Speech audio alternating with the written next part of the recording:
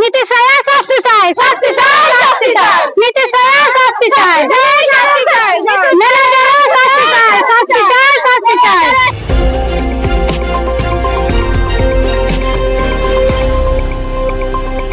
নমস্কার, north east নিউজে আপনাদের স্বাগত জানাই। মণিভূষণ চৌধুরী। শ্রীভূমি জেলায় আসাম গ্রামীণ বিকাশ ব্যাংক থেকে ঋণ নিয়ে প্রতারণার শিকার হলেন শতাধিক মহিলা ও পুরুষ। সূত্র মতে শ্রীভূমি জেলার বাজারঘাট এলাকায় আসাম গ্রামীণ বিকাশ ব্যাংক থেকে নগেন্দ্রনগর এবং গোবিন্দগঞ্জ জিপির অন্তর্গত বিভিন্ন গ্রামাঞ্চলের পুরুষ ও মহিলারা ব্যাংকের নির্ধারিত নিয়মাবলী মেনে জেএলজি গ্রুপ নির্মাণ করে ব্যাংক থেকে আর্থিক ঋণ নিয়েছেন। আর সেই ঋণ নেওয়ার পর সেই সব গ্রুপের সদস্যরা ব্যাংকের নিয়মাবলী মেনে সময় সময় সেই ব্যাংকের নির্দিষ্ট এজেন্ট নীতিশ রায়ের নিকট কিস্তি তুলে দেন। তবে বেশ কিছুদিন যাওয়ার পর গ্রুপ সদস্যরা জানতে পারেন যে তাদের ঋণ পরিশোধ করার পরও আজ পর্যন্ত ব্যাংকের খাতায় সেই পরিশোধ করা টাকা পরিশোধ হয়নি। নমস্কার, আমার নাম সুনিতা নবচন্দ্র, আমি পশ্চিম জলবাড়ি আমার বাসিন্দা আমি। আর আমি আইসিও না আমার গ্রামীণ বিকাশ ব্যাংকের হিসাবে আমি আইসিও না আমার এজেন্টে পয়সা খাই লিছেন। আমরা যে মানে কিস্তি হিসাবে লইলাম আমরা 1.5 বছর মানে সিস্টেমে, লেকিন আমরা তারা মানে 6 মাসে খালি জমা দেওয়া হয়েছে, মানে 1 বছর রয়েছে পুরো বাকি। আর আমরা আবার লোন শেষ হয়ে গেছে, আমরা জানি। আমরা ও লোন শেষ হওয়ার পরে আবার লইতাম, আমরা লোন গেলাম মানে হে খালি টাইম দিয়ে আমরা টাইম দিয়া রাখে খালি। আর একবার আমরা গেলাম ব্যাংকে ডাইরেক্ট ম্যানেজার লাগে মারতাম, আলাপ করতাম। বাদে ব্যাংকে যাওয়ার পরে আমরা বুঝ পাইছি কি আমরা মানে কিস্তি জমা হয়েছে না। ও খবরে আমরা বুঝ পাইছি আমরা কিস্তি জমা নাই, হে মানে মারিলছুন। এখন থেকে দাঁড়ো আই না, আমরা যে কত খোঁজ খবর করলাম পাই না হেরে আমরা। নীতিশ রয় সুনাইপাড় তার বাড়ি। এরপরে তো আমরা বাদে বুঝলাম আমরা যে মানে কিস্তি জমা হয়েছে না কইয়া। এখন আমরা কিটা করতাম, কেমনি মানে উদ্ধার করতাম, তার কাছে আমরা আলাপ হয় না, তার লাগালো হয় না। তাই আমরা থানা আইলাম, থানা তার লাগে মানে একটু কিছু কথা পারলে আমরা খড়িলাই এটা কেসুস দিতাম না, আমরা ওলা চাইলাম। লেকিন আমরা বহুত হয়ে আছে, এখন 4-5 মাস হয়ে আছে আমরা মানে চেষ্টা করি। আর কোনো দিকে আমরা হইলে আমরা চাই ওলা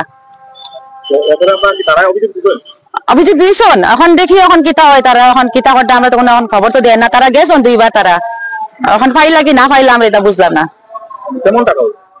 টাকা হইছে 50-60 গ্রুপ আছে, আমরা গ্রুপের মাঝে 1 লাখ 1.5 লাখ আছে। আমরা গ্রুপের মাঝে 95,000 আসলো। আর এখন তো মানে যে মানে অরুণোদয় ফাইতা তারা কাটি এখন একটু মাইনাস হয়েছে। এখন মানে এখন সরকারি যেটা আছে ওইটা কাটিয়ে নেই তারা পয়সা। গরিব দুঃখী মানুষ আমরা ইনস্টলমেন্ট দিয়েছি, আমরা মাসে মানে 2 দিনে কিস্তি 15 দিনে কিস্তি আসলো। লেকিন হে মিলাইছেন মাসে কিস্তি ফেলাইছেন। ঠিক আছে, আমরা 23 তারিখ আমরা কিস্তি পড়ছে, আমরা দিয়া গেছি, আমরা পুরো ক্লিয়ার আছে। তবে হে জমা দিছেন না, আমরা এটা জানি না। হে কালেকশন করে নিতা লোন হেও দিছে, আমরা ডকুমেন্ট জমা দিয়া। আমরা আসাম গ্রামীণ বিকাশ ব্যাংক থেকে লোন লইছি। আমরা গ্রুপের নাম হলো সান গ্রুপ থেকে আজকে আমরা 2200 লোন লইছি। লওয়ার পরে থেকে আমরা কিস্তি দিচ্ছি, আমরা এজেন্ট নীতিশ রায় আছে, আমরা তার সিগনেচার আছে, যে নিচে রিসিপ্ট কোড দিয়ে নিছে। এরপরে আমরা ম্যানেজার স্যারের কাছে গেছি, আমরা লোন শেষ হয়েছে স্যার আমরা তো লোন দেন। তখন স্যারে কইছে যে দেখি তোমরা খাতা দেখার পরে স্যার আমরা কিস্তিটা সব জমা গেছে। হ্যাঁ জমা গেছে তোমরা। এরপরে আবার আইসি, আমার পরে কইছে সোমবারে লোন দিব, সোমবারে কই। এরপরে আবার কইছে বৃহস্পতিবার। ওটা করিয়া বহুত দিন আমরা 28 পরে স্যার ট্রান্সফার হয়ে গেছে। ট্রান্সফার হওয়ার পরে নতুন এখন স্যার আইছেন, স্যার আওয়ার পরে কইছে স্যার আমরা লোন দেন। স্যার এখন তোমরা তো কিস্তি জমা হয়েছে না, তোমরা এখন তো লোন দিতে পারো না। আমরা তো কিস্তি সব শেষ, ওই তখন খাতা দেওয়ার পরে স্যার এখন না তোমরা তো এখন 70,000 টাকা এখন তোমরা সিভিলে দেখায়। এরপরে আমরা কোনো দিকে এখন লোন লইতে পারি না, কোনো দিকে না। আমরা বন্ধন আছে, বন্ধনে গিয়া দেখি সেই আমরা বন্ধন দেয় না, ওরকম কয় যে 70,000 টাকা তোমরা লোন আছে। এখন আমরা নীতিশ রায়ের বাড়ি যাই, যাওয়ার পরে হে হুমকি দেয়, কয় আমরা টাকা দিতাম না। তার মায়ে কত লাখ টাকা নিছো, তার বাবা একদিন আমরা কইছে যে তোমরা টাকা দিমো আর 2 দিন জমলো আমরা একটু দিয়া। এরপরে আমরা বহুত দিন করে তার বাবার কাছে গেছি। এরপরে তার বাবাও সরি যায়, আমরা দেখলে সরি যায়। কেউ যায় গিয়ে ধান খাতের মধ্যে দিয়ে একটা স্কুল আছে, তার বাড়ির সামনে একটা স্কুল আছে, স্কুলের ভিতরে দরজা লাগাই থাকে। আমরা ওখানে গেছি, গিয়া পুজাইছি, ধানের মধ্যে দিয়ে দৌড়িয়া যায় গিয়া নীতিশ রায়। এরপরে আমরা যখন নতুন যে স্যার আইছেন স্যারের কাছে কইছি যে আমরা স্যারের নাম্বার দাও। তার কথা আমরা তো কইতে পারতাম না। এই স্যার আমরা ফোন করিয়া কোন যে কিস্তিটা দেওয়া নিয়া, যেহেতু আমরা লোন লইছি। আগে স্যারে আমরা এখানে কইলা না যে তোমরা জমা আছে কি না আছে। আর আমরা যখন যাই তখন কয় তোমরা সিভিল ঠিক আছে। আর আমরা যখন সরিয়া যাই গিয়া তখন নীতিশ রায়ের কাছে আমরা ফোন করিয়া কয় যে ওটা মানুষ আইসে করে কিভাবে। আমরা বহুত দিন বুঝতে এরপরে আমরা সব মিলিয়ে ব্যাংকে গেছি, সবে ওরকম 50 থেকে 60টা গ্রুপের ওরকম। তখন আমরা আইনের দ্বারস্থ হয়েছি, দেখি আমরা আইনে কি করা যায়। নাম হলো সান গ্রুপ থেকে আমরা 5 জনে কইছে, হে যে কইছে তার মানুষ। নীতিশ রায়ের লোন যখন দিছে তখন কইছে তার মানুষ। আমরা খাতা থেকে কালেকশন করিয়া নিচ্ছে তো পয়সা দেওয়ার পরে আমরা তো খুঁজে পাইনি, আমরা তো শেষ আমরা লোন। এরপরে দেখি আমরা সেদিন ব্যাংক আইয়া দেখি তার কাকার তো বাইর করে বাতিজি একটা কণিকা রায় আর তার বাবার নাম হলো কৌশিক রায়। এরপরে আমরা ম্যানেজার সার্ডে লইয়া গেছি, হে কয় কিস্তি দিলে অতদিন কইছে হে যে অন্য মানুষ আছে কিস্তি দিয়া যার, কিন্তু এখন তারা কিস্তিটা জমা হয়েছে না, তারা বাইরে গেছে, তারা দুইটা কিস্তি রয়েছে। এখন আমরা এইভাবে কিস্তিটা কিভাবে দিই? তার 60,000 টাকা, 60,000 ইন্টারেস্ট হয়েছে, আরো 10,000 টাকা, 70,000 টাকা। আমরা যে ছোট ছোট বাচ্চা দিন মজুরি কাজ করেন, কিভাবে এই পয়সাটা আমরা দিই? তার ঘরের মানুষও, তার কাকার তো ভাই নিতু সাহেব। এরপরে ম্যানেজার সার্ডে আমরা গিয়ে জিজ্ঞাসা করছি, সার্ডে নতুন নতুন সার আইছেন, সারও গেছেন, যাওয়ার পরে হে স্বীকার পায় না এই পয়সাটা দিতে। এই পয়সাটা খেয়ে দিতাম, আমরা কিভাবে দিতাম তার পয়সাটা? আমরা পয়সাটা তো শেষ, আমরা পয়সাটা জমা হয়েছে, কিন্তু তার পয়সা 60,000 টাকা 1 টাকা জমা হয়েছে না। মানে আপনি কি করতে চান যে এই যে টাকাটা লোন দেওয়া হয়েছে যে নামে এই নামে লোন পাইছেই না? পাইছে, তারা পয়সা পাইছে, তারপরে এখন তারা দিলেছে, কিন্তু এই নীতিশ রায় তার কাকার তো ভাই কৌশিক রায়। তখন তারা বাড়িতে গেছে, তারা পয়সাটা দেন। এখন কিন্তু আমরা যে সিভিল নষ্ট হয়েছে, আমরা যে কোনো দিকে লোন নিতে পারছি না, লোনটা আমরা কিভাবে দিতাম? তার পয়সাটা কিন্তু আমরা দিতাম না।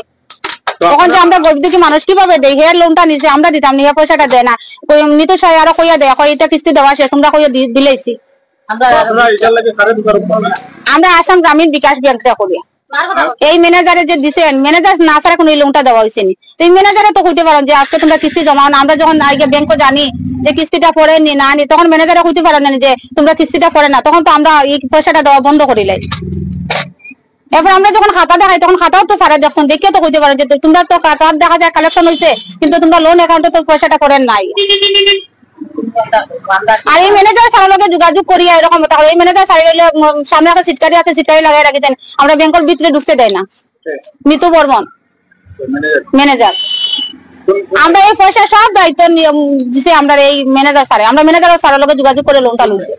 মিতু বর্মন, আসাম গ্রামীণ খাতায় তাদের ঋণ নেওয়ার আসল টাকা থেকে বড় পাহাড় স্বরূপ টাকা ফেরত দেওয়ার জন্য ঋণী হয়েছেন।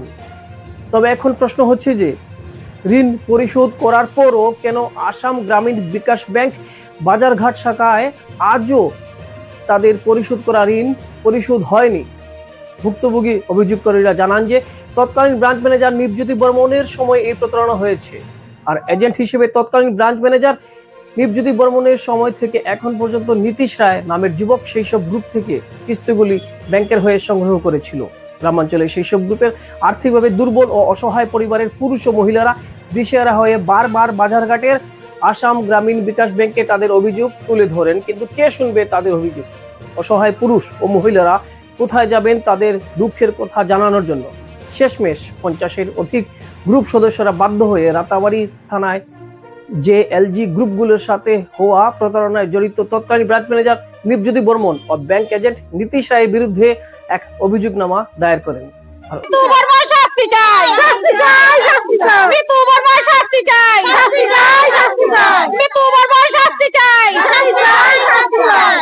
অভিযোগকারীরা সংবাদ মাধ্যমের সহায়তায় অসমের মুখ্যমন্ত্রী ডক্টর হিমন্ত বিশ্ব শর্মার কাছে তাদের সাথে হওয়া প্রতারণার সঠিক বিচারের কামনা করেন। নর্থ ইস্ট নিউজের করিমগঞ্জ ব্যুরো প্রতিবেদন, সাথে রয়েছেন হিফজুর রহমান বরভুইয়া। ধন্যবাদ। আমি রূপালী আছি, গ্রুপ থেকে লোন লইছি গ্রামীণ বিকাশ ব্যাংক থেকে। আর এমন গ্রুপ আছে যে তারা নামও নাই, তারা থেকে কিরকম করবো? আমরা যে লোন লইছি সারা সব টাকা রয়েছে, আমরা গরিব মানুষ কিস্তি চালাইছি খুব কষ্ট করিয়া, এখন চালাই শেষ করছি, ভাবছি আমরা লোন আবার লইমু করিয়া, এখন ব্যাংকে শুনি আমরা লোন দেওয়া জমা হয়েছে না। এরপরে খালি কয় আমরা দিব দিব দিব দেওয়া, ও তো নিতে হয় ব্যাংকের এজেন্ট। আর আমরা তো ভাবছি সরকারি কোনো কিছু হইব, তার কাছে আমরা টাকা দিছি, মাসের মাস কিস্তি জমা করিয়া সবে দিছি। তারপরে অ্যাডভান্স টাকা দিয়ে শেষ করছি, আমরা হই লোন লইলেই। তারপরে হ্যাঁ আমরা লোন দেয় না, আজকে দিব, কালকে দিব, 1 মাস পরে দিব, 2 মাস পরে দিব, এরকম কর। তারপরে শোনা যায় যে হ্যাঁ সবে টাকা মারিয়া বই দিচ্ছে। এখন আমরা কি করতাম? আমরা কিভাবে এখন আবার কিস্তিটা চালাইতাম, কিভাবে টাকা দিতাম? এত বলি আমরা যে গরিব মানুষ, আমরা গরিব মানুষ, টাকা সংসারও আমরা চলে না, আমরা সংসার চলে না করে আমরা লোন লইছি। এখন লোন লওয়ার পরে লোন আমরা চালাই লইছি, এরপরে এখন আবার আমরা দেখা যায় দিতে লাগে। এইসব টাকা আমরা কোথেকে করতাম? এখন তো এটা গ্রামীণ বিকাশ ব্যাংকেরই আমরা দায়ী করি। এখন গ্রামীণ বিকাশ ব্যাংকে আমরা এই লোনটা দিছে, বা আমরা যে কিস্তি দিছি না, জমা করছে না, আমরা কোনো খবর করছে না। আমরা তো নেতার কাছে কিস্তি জমা দিছি, আমরা তো ভাবছি ব্যাংকে জমা দেয়, আমরা বিশ্বাস করে তারা জমা দিলাইছি। হ্যাঁ, তাহলে এখন আর ব্যাংকে পাওয়া যায় না, আগে তাহলে ব্যাংকে পাওয়া যাইতো, আগে ব্যাংকে থাকতো, থাকে না। এখন ম্যানেজারও ট্রান্সফার হয়ে গেছে গিয়া, যার পরে এখন নতুন ম্যানেজার আইছে, এখন নতুন ম্যানেজারে তো আমরা এখন লোন দেয় না, এখন আমরা কোনো কিছু করতে পারি না, আমরা বন্ধন লইতে পারেন না, এমন মানুষ আছে বন্ধন লইতে পারেন না। এখন আমরা এই কিস্তি আমরা কিভাবে এখন চালাই, এখন আমরা সব বিপদে পড়ছি, গরিব মানুষ এমন আছে তার চলেন না সংসার, তারা কিভাবে দিত? লাখ লাখ টাকা রয়েছে লোন, আমরা লই যাওয়া থাকি যদি 30,000 টাকা, এখন দেখা যায় আমরা 40,000 টাকা হয়ে গেছে, এই টাকা এখন আমরা কিভাবে দিব? আপনারা টাকা দিলে কেন? আমরা টাকা জমা দেওয়া শেষ, এটা শুরু হয়ে গেছে শোনাই পারে। এখন আপনারা কি চাইছেন? আমরা তো মানে আমরা সিভিল খারাপ, এখন আমরা লোন দেয় না, কিছু করতে পারি আর না। আমার নতুন ম্যানেজার হয় যার তোমরা টাকা দিতে লাগবো। আমি কইমো এসপি স্যারের কাছে অনুরোধ করিয়া কই, আমরা তো সব মানুষের আমরা বিচার পাইতাম, এই প্রতারণার বিচার চাই আমরা, আপনি একটা সঠিক বিচারের ব্যবস্থা করুন আমরা লাগে। আমি রাজ্যের মুখ্যমন্ত্রীর কাছে অনুরোধ রাখছি এত সব মহিলারা যে আমরা সঠিক বিচার পাইতাম। নমস্কার, আমার নাম লক্ষ্মী দাস, আমি জয়গুরু জিএলজি থেকে গ্রুপ থেকে হইতেছি। আমি 1 লাখ টাকা লইছি 2 নামে, তারপরে আমি 2 নামের কিস্তি আমি 1,06,000 করে মাসে ফেলাই, কিন্তু এখন হঠাৎ করে শুনিয়ে কয় যে আমার জালের নাম এবং আমার নাম এই গ্রুপে নাই থাকার পরে ব্যাংকে গিয়ে আমি যোগাযোগ করলাম, তারা কইলো যে তার নাম নিয়ে অন্য গ্রুপে ঢুকাই দিছে, মানবিকা গ্রুপ একটা নাম। তখন কইলাম যে ঠিক আছে স্যার, মানবিকা গ্রুপে যদি ফেলাই তাহলে আমার কিস্তি তো আমার দিতে লাগবে, আমি তখন নিচ্ছি। তখন কইলো যে স্যার আমার ঋণ টাকা কত, দেখাইলো মানবিকা গ্রুপের মধ্যে 1,17,000 টাকা ঋণ, আর যে গ্রুপ জিএলজির মধ্যে দেখাইলো যে 1,25,000 টাকা ঋণ, অথচ কিন্তু আমরা সব টাকা দিলাইছি, 10 বড় আমরা অত টাকা ঋণ দেখা, কিন্তু তারপরে আমি সেদিন 14,000 টাকা ফেলাইছি, ফেলানি করে শুনি যে এই টাকাটা তোমার নেমে গেছে, 1 টাকাও কাজে লাগছে না। কত কষ্ট করে আমার জামাই এই মাছ বেশি আসে পয়সা আনে, কত কষ্ট করে আমার ছোট ছোট দিতে বাচ্চা, তারা আমি পড়ালেখা করাইতে পারি না, এই কষ্ট করে যে আমি কিস্তিটা চালাইলাম, এটা যে করলো ব্যাংকের মানুষ, এটা কি তো উচিত নেই? রাজ্যের মুখ্যমন্ত্রীর কাছে আমার একটু আবেদন, আমি এটার একটা বিচার চাই, এবং ব্যাংকের এই যে ম্যানেজার নিতে সেটা করছে তারা একটা আমি বিচার চাই, স্যার আমি তারা শাস্তি চাই, আর কিছু না, আমরা সব মহিলারা মিলে এটাই